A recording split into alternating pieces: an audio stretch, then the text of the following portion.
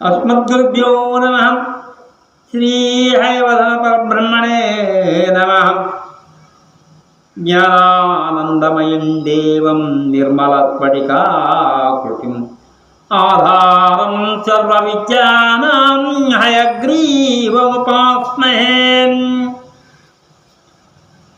मुग्धेन्दुनिष्वन्दविलोभनीयां मूर्तिं तमानन्द सुधा प्रसूतिं विपश्चितश्चेतसि भावयन्तो वेदामुदारामिव मुग्धसिन्धो।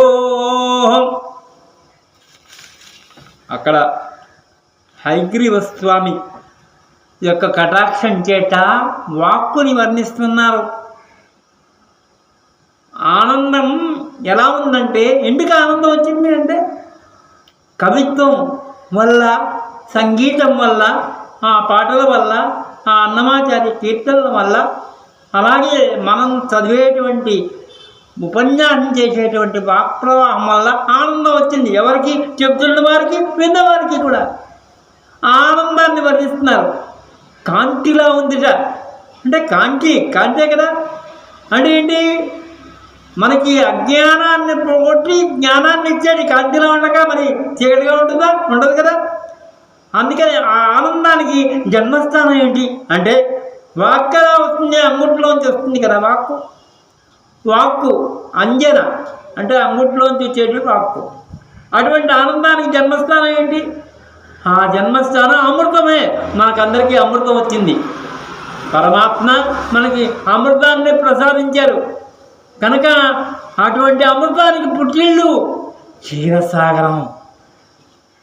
అయితే ఆ క్షీరసాగరాన్ని తలుచుకొని, ఆ క్షీరసాగరాన్ని తరంగాల్ని తలుచుకొని, అక్కడ ఉండేటువంటి విష్ణుమూర్తిని తలుచుకొని ఆనందిస్తున్నారట బుధజనులు అంటే పండితులు. అలాగే ఈ చదువు వల్ల ఆనందాన్ని పొందేటువంటి వారు అని అర్థం. బాగా అర్థమైంది కదా. ఏంటంటే తల్లిని గౌరవించడానికి తాతగారింటికి వెళ్తాం మనం, అలాగే మేనమామ ఇంటికి వెళ్తాం. దేనికని? తల్లిని గౌరవించడం కోసం. చంద్రమామనసో జాత, చంద్రుడు మనస్సుకి కారకుడు. మనస్సు నిర్మలమైతే విద్యలన్నీ వచ్చాయా అంటున్నారు.